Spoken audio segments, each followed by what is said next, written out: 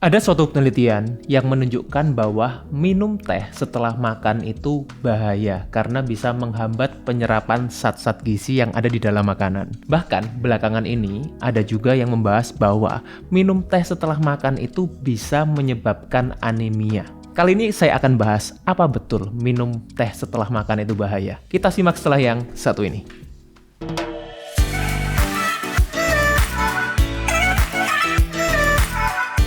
Oke, jadi sebelum masuk ke materinya, saya akan intro dulu, saya perkenalkan dulu yang ada di meja ini, Healthy Cook. Jadi Healthy Cook ini adalah provider makanan sehat yang berdomisili di Surabaya.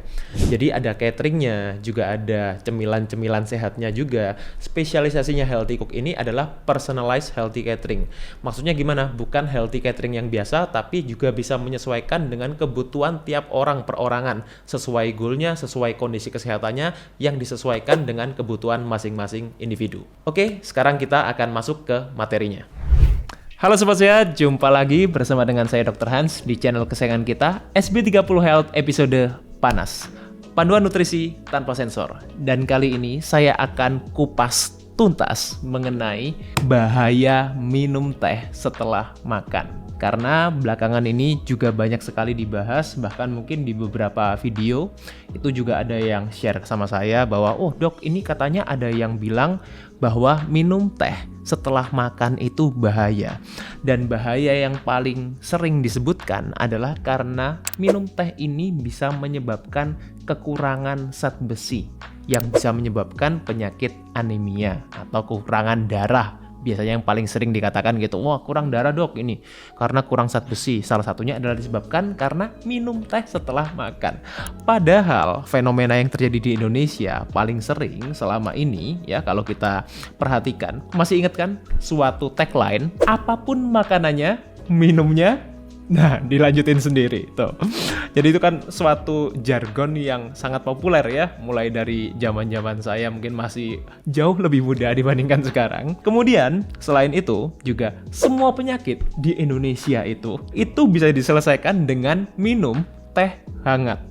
Contoh, orang yang udah pusing disuruh minum teh hangat, perutnya kembung disuruh minum teh hangat. Kemudian bahkan orang yang pingsan, yang sinkop itu, mereka juga pertolongan pertama adalah minum teh manis hangat. Jadi di Indonesia itu kalau kita disuguhkan, kita bertamu di rumah orang, juga paling sering ditawarin adalah untuk minum teh juga gitu. Jadi teh itu mungkin sangat dekat di hati orang Indonesia.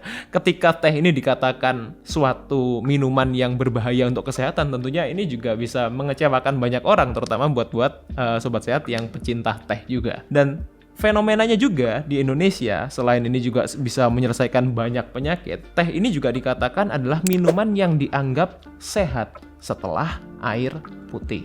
Nah, meskipun bukan hanya teh ya, jadi ada beberapa minuman jus, smoothies, atau mungkin minuman-minuman herbal. Teh ini juga salah satu juga yang dianggap minuman sehat, memberikan banyak manfaat kesehatan. Sebelumnya, kita perlu tahu dulu, jenis teh itu ada banyak. Saya bukan bicara mengenai brand-brandnya, saya bicara mengenai jenis teh yang populer di Indonesia. Saya sebutkan beberapa di sini ya. Contohnya adalah teh hitam, atau yang kita sebut dengan black tea. Kemudian teh hijau, ini juga yang brandingnya wah ini sehat. Kemudian juga teh oolong tea. Kemudian juga teh melati, atau yang mungkin dikenal beberapa orang dengan istilah jasmine tea. Kemudian juga teh chamomile dan herbal tea yang lain, misalnya Earl Grey, English breakfast, kemudian apa lagi misalnya krisan, peppermint, dan lain-lainnya. Jadi jenis teh itu banyak sekali, saking mungkin banyaknya orang yang pecinta teh ini. Kalau kita berbicara mengenai teh, sebetulnya yang perlu kita tahu dulu selain dari jenis-jenisnya tadi, secara umum apa sih kandungan di dalam teh itu. Jadi saya tidak merujuk pada salah satu jenis teh, tapi dari teh-teh yang secara umum itu apa sih kandungan yang terdapat di dalam teh. Yang pertama, yang mungkin juga beberapa orang sudah tahu, beberapa orang belum tahu, teh itu pun juga mengandung kafein di mana yang selama ini kita kenal, oh yang mengandung kafein itu kopi. Sebetulnya teh pun juga mengandung kafein. Tapi kafein di dalam teh itu jumlahnya tidak setinggi di dalam kopi. Ya, jadi meskipun dalam arti jenis teh ini kan juga macam-macam tadi. Biasanya teh yang mengandung kafein lebih tinggi itu adalah golongan yang green tea tadi. Sedangkan teh-teh yang herbal, teh yang chamomile, peppermint dan lain-lain itu relatif mengandung kafein lebih rendah. Tapi tetap mereka mengandung kafein. Yang kedua, nah ini yang paling banyak dibahas tadi yang dikatakan membuat teh itu berbahaya untuk kesehatan, menyebabkan penyakit anemia, kemudian menghambat penyerapan zat gizi dan lain-lain adalah kandungan taninnya ini tadi. Kemudian nanti akan saya bahas lebih detail ya mengenai tanin ini. Kemudian teh juga mengandung yang namanya katekin. Nah, katekin ini juga suatu antioksidan yang dikatakan tadi yang terutama yang green tea ya, mengandung yang namanya EGCG. Nah, EGCG itu adalah kandungan salah satunya adalah katekin tadi ini yang katanya bisa untuk meningkatkan kesehatan jantung, kemudian juga bisa untuk membantu pembakaran lemak dan lain-lain. Nah, itu kandungan katekin. Kemudian juga mengandung theanin. Theanin ini adalah salah satu asam amino juga yang terkandung di dalam teh. Ini juga memiliki banyak manfaat kesehatan. Kemudian teh secara umum itu juga mengandung yang namanya flavonoid dan antosianin. Nah, ini juga kedua antioksidan yang punya banyak manfaat untuk meningkatkan imun, untuk kesehatan jantung, untuk pencernaan dan lain-lain. Ya, jadi secara umum ini adalah kandungan teh dan kenapa banyak orang yang menganggap teh ini menjadi minuman sehat. Ya ini karena ada kandungan polifenol, antioksidan dan lain-lain. Tapi kenapa, Dok? Kalau memang teh ini mengandung banyak manfaat kesehatan, kok dibilang bahaya? Di sini ya, saya tampilkan beberapa artikel dan ini artikel dari website-website yang ternama. Saya yakin juga Sobat Sehat banyak untuk membaca di website-website ini, baik dari sini maupun juga mungkin di platform-platform sosial media. Banyak juga yang membahas mengenai bahaya minum teh untuk kesehatan. Contoh di sini ya, saya ada dari kompas.com, ada dari Halodoc, ada dari YesDoc dan juga dari platform-platform yang lain. Semuanya menyatakan bahwa minum teh setelah makan itu bahaya untuk kesehatan. Ya, banyak sekali Sobat Sehat bisa cek sendiri di artikel-artikelnya. Saya tidak akan membahas secara detail, tapi ini sudah dipublish di banyak sekali website. Bahkan di beberapa studi pun itu juga dinyatakan bahaya minum teh setelah makan. Terutama di kandungan tanin tadi, itu yang paling banyak di highlight ya, di kandungan tanin dan beberapa kandungan-kandungan teh yang lain. Nah, di sini saya berikan suatu summary ya, jadi mengenai bahaya minum teh yang paling banyak dikatakan di baik itu di artikel maupun di studi. Yang pertama, minum teh setelah makan itu dianggap bahaya karena apa ya nih? Paling besar adalah karena ini bisa menyebabkan anemia. Nah, kalau kita berbicara mengenai anemia, itu yang paling sering dikatakan orang ini kan kurang darah. Dan yang paling sering itu adalah karena dihubungkan ya dengan kekurangan zat besi. Nah, ini menariknya ya. Jadi menurunnya zat besi atau defisiensi zat besi yang selalu dikatakan, oh kalau orang anemia itu selalu karena kekurangan zat besi. Makanya mungkin buat Sobat Sehat yang selama ini mungkin merasa, wah ini kurang darah, yang pertama kali diberikan adalah suplemen zat besi juga oleh dokter pada umumnya. Dan ada suatu senyawa di sini ya, yang tadi terkandung di dalam teh yang namanya tanin ini. Ya ini yang menghubungkan antara kekurangan zat besi dengan terjadinya anemia. Nah ini yang paling besar. Yang kedua yang biasanya juga cukup sering dikatakan bahaya, itu adalah karena teh ini juga dianggap bisa memicu yang namanya GERD. Nah GERD ini adalah salah satu penyakit yang cukup banyak dialami, terutama juga oleh orang-orang yang memiliki masalah-masalah ini ya, pencernaan ya. Jadi karena apa? Karena GERD ini adalah suatu kondisi kesehatan yang membuat kita itu merasa kembung, ya, kemudian merasa asam lambungnya naik, atau yang selama ini kita sering katakan dengan istilah MAH. Jadi banyak sekali ya pasien-pasien saya juga itu yang selama ini selalu menghindari konsumsi teh, kopi dan lain-lain ya. Karena apa? Karena ini bisa memicu GERD. Meskipun perlu kita ingat bahwa memicu itu berbeda dengan menyebabkan. Kalau kita bilang memicu, artinya apa? Sudah punya kondisi GERD sebelumnya. Jadi bukan berarti teh kopi, dan lain-lain itu yang menyebabkan orang kena GERD. Tapi mereka sudah punya GERD. Jadi ketika mereka konsumsi teh, kopi, dan lain-lain tadi ya yang mengandung kafein ini memang bisa memicu, tapi bukan menyebabkan. Yang ketiga, minum teh itu juga dikatakan bahaya karena apa? Karena menghambat penyerapan zat gizi. Juga dihubungkan dengan adanya kandungan asam fitat di dalam teh. Meskipun sebetulnya kalau based on study, kandungan asam fitat di dalam teh itu sangat kecil, berbeda dengan kandungan taninnya tadi.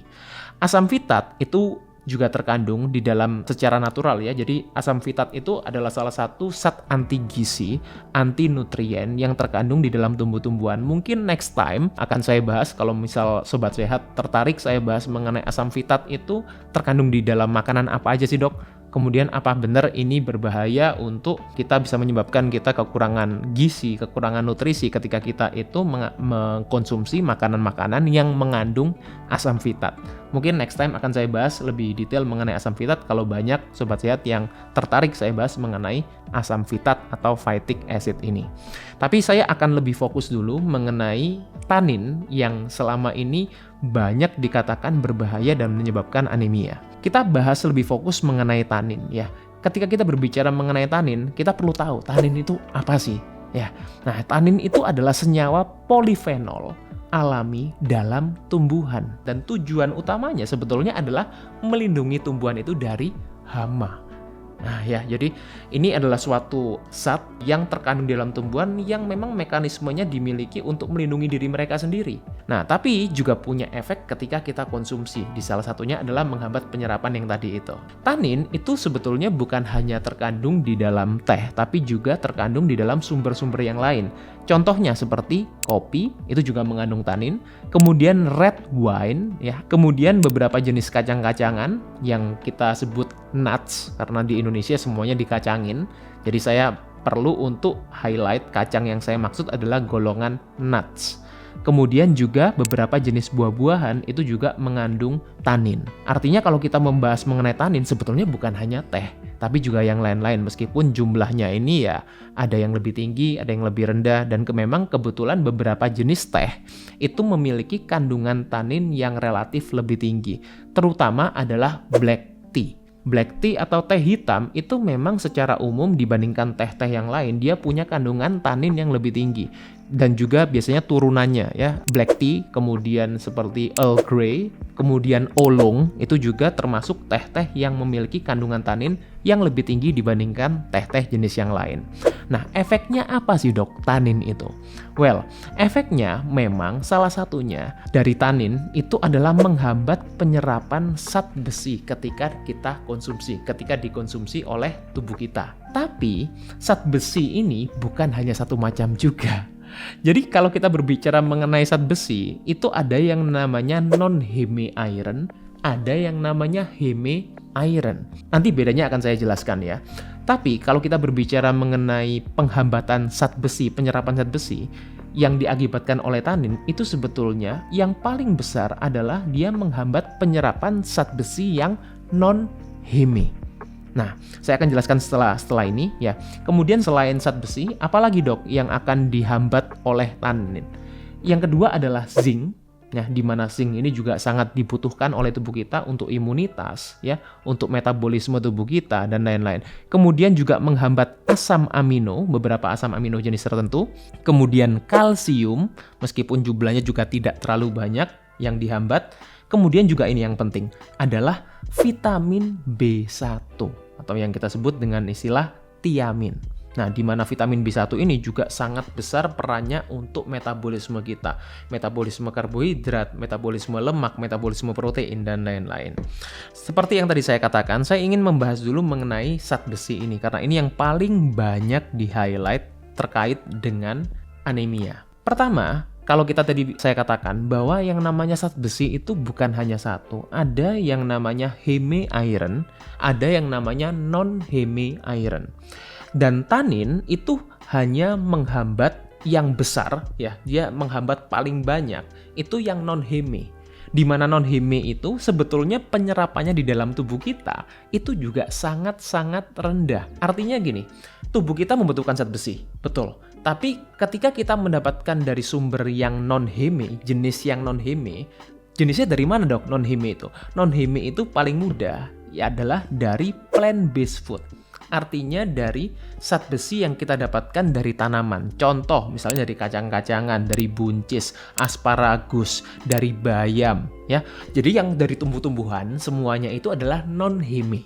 Sedangkan heme iron itu kita dapatkan sumbernya dari hewani, dan itulah yang sebetulnya bisa diserap oleh tubuh kita lebih banyak. Jadi gampangnya seperti ini, mudahnya seperti ini ya.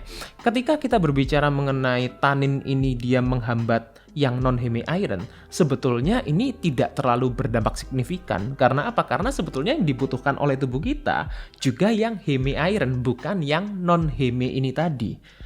Jadi ya kalau yang terhambat itu non-heme, sebetulnya dampaknya untuk penyerapan zat besi dalam tubuh kita tidak terlalu signifikan. Yang dibutuhkan tubuh kita ya dari zat besi dari hewani itu, dan penyerapannya itu yang justru lebih optimal di dalam tubuh kita. Sedangkan kalau kita mau berbicara mengenai anemia itu sendiri yang dihubungkan dengan penurunan zat besi atau kekurangan zat besi, sebetulnya anemia itu pun juga tidak selalu disebabkan karena kekurangan zat besi. Ya, banyak sekali penyebab-penyebab anemia yang bisa menyebabkan orang itu mengalami kekurangan darah, kekurangan hemoglobin selain dari zat besi. Yang pertama adalah karena defisiensi vitamin B12. Jadi vitamin B12 ini bisa dapatkan dari mana aja? Dari daging sapi, kemudian dari sardin, dari seafood, kemudian juga dari hati sapi. Itu adalah sumber dari vitamin B12. Kemudian vitamin B9. Kalau kita defisiensi vitamin B9 atau yang kita kenal dengan istilah folat, itu pun juga bisa menyebabkan orang mengalami anemia. Sumbernya folat itu dari mana aja? Dari sayuran hijau, dari biji-bijian, dari telur. Ini adalah sumber folat. Kemudian apalagi dok yang bisa menyebabkan anemia? Peradangan kronis, contohnya diabetes, gagal ginjal, OA atau osteoartritis. Itu pun kalau dalam arti peradangan itu. Kenapa? Karena peradangan ini juga bisa menyebabkan kita itu kekurangan hemoglobin, dan ini juga bisa menyebabkan anemia juga. Kemudian beberapa penyakit autoimun seperti rheumatoid arthritis, systemic lupus, kemudian juga irritable bowel disease, IBD, ini pun juga bisa menyebabkan orang mengalami anemia. Kemudian jika kita mengalami tukak lambung atau ada ulcer ya, ada luka di lambung secara kronis juga, itu juga bisa menyebabkan orang terkena anemia. Jadi jangan berpikir bahwa kalau orang itu mengalami anemia, oh ini pasti karena kekurangan zat besi ya. Jadi kekurangan zat besi yang tadi yang dikaitkan dengan tanin itu pun juga tidak sepenuhnya benar, karena karena yang dihambat sebetulnya hanya yang non-heme saja. Kalaupun sobat sehat mengalami anemia, itu pun juga tidak selalu karena kekurangan zat besi. Jadi sekarang gimana kesimpulannya? Apakah betul minum teh itu bahaya untuk kesehatan? Jawabannya adalah saya berikan 5 kesimpulannya di sini. Yang pertama adalah tergantung dari level zat besi di dalam darah kita. Makanya kenapa waktu kita cek lab, kita kan juga bisa tuh cek yang namanya zat besi dalam darah. Kalau memang sobat sehat sudah mengalami defisiensi zat besi, tentunya ketika kalian minum teh, meskipun dalam arti dampaknya secara tadi tidak terlalu signifikan karena yang terhambat hanya yang non-heme, itu pun bisa mengakibatkan kita kekurangan. Ya karena apa? Karena dari awal statusnya, level zat besinya itu sudah dalam posisi yang rendah. Tapi kalau untuk orang itu yang normal atau mungkin bahkan yang berlebihan, itu justru ya bisa memberikan kita manfaat ya. Kalau kita dalam arti bisa menghambat supaya zat besinya tidak terlalu banyak dalam darah kita. Untuk orang normal secara umum aman. Tapi kalau memang kita punya defisiensi zat besi ketika kita cek lab, nah ini yang kita memang perlu lebih waspadai. Yang kedua adalah jenis teh yang diminum. Tadi saya sudah sebutkan ada beberapa teh yang memang memiliki kandungan zat tanin yang lebih tinggi. Contohnya seperti teh hitam tadi, black tea, kemudian oolong tea, kemudian Earl Grey, itu memang punya kandungan tanin yang relatif lebih tinggi dibandingkan teh-teh yang lain, terutama teh hijau. Ya, teh hijau itu kandungan taninnya relatif jauh lebih rendah. Kemudian apalagi yang membuat teh itu bahaya? Adalah kandungan gulanya sebetulnya di dalam teh. Jadi kalau kita selama ini hanya fokus pada tanin atau mungkin yang bisa menghambat penyerapan zat gizi, sebetulnya ada satu hal lagi yang lebih penting, yaitu tadi mengenai kandungan gula, terutama kalau kita konsumsi teh-teh yang kemasan. Makanya kita perlu perhatikan. Jadi sebetulnya bukan hanya teh ya, tapi karena memang di Indonesia itu sangat erat nih kita hubungan orang makan dengan minum teh. Makanya kita juga perlu memperhatikan kandungan gula di dalam minuman kita termasuk teh ya. Kemudian apalagi yang penting adalah pola makan secara keseluruhan. Nah, orang itu seringkali kan hanya menyalahkan salah satu jenis. Wah, ini teh ini bahaya, minum ini bahaya, minum ini nggak baik ya. Sebetulnya kalau kita mau berbicara lebih realistis, kita berbicara lebih objektif, yang membuat bahaya itu adalah pola makan secara keseluruhannya. Jadi bukan mengenai tehnya, bukan mengenai salah satu minumannya, tapi contoh tadi seperti kalau kita menyebutkan bahwa beberapa penyakit, contoh penyakit kronis paling sering itu disebabkan karena apa? Karena proses yang terjadi dalam jangka waktu yang panjang. Nah, ini menyangkut apa? Menyangkut pola hidup, menyangkut pola makan kita. Artinya, ketika kita itu punya pola makan yang kurang sehat, kalau kita mau minum apapun, ya ini pun juga tidak akan membuat kita menjadi lebih baik atau lebih buruk. Ya, jadi pola makan ini yang lebih penting kita perhatikan terkait kita bahaya untuk kesehatan. Jangan hanya merujuk pada salah satu minuman. Dan yang terakhir, paling penting juga adalah suplementasi. Kalau dari pola makan kita memang ada yang kurang, atau mungkin kalian termasuk orang yang demen banget minum teh.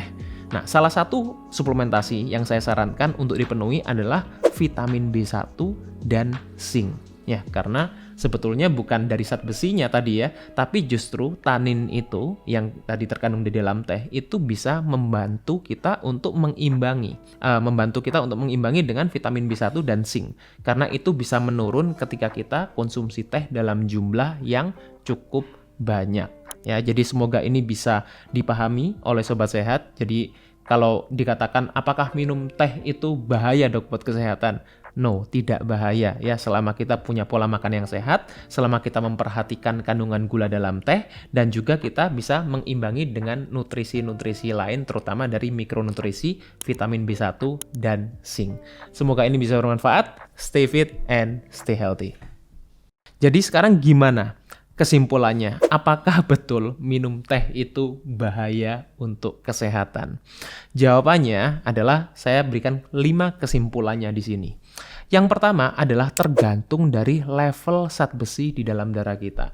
Yang kedua adalah jenis teh yang diminum. Tadi saya sudah sebutkan ada beberapa teh yang memang memiliki kandungan zat tanin yang lebih tinggi. Kemudian apalagi yang membuat teh itu bahaya? Adalah kandungan gulanya sebetulnya di dalam teh. Kemudian apalagi yang penting adalah pola makan secara keseluruhan. Dan yang terakhir paling penting juga adalah suplementasi. Kalau dari pola makan kita memang ada yang kurang, atau mungkin kalian termasuk orang yang demen banget minum teh. Nah, salah satu suplementasi yang saya sarankan untuk dipenuhi adalah vitamin B1 dan zinc.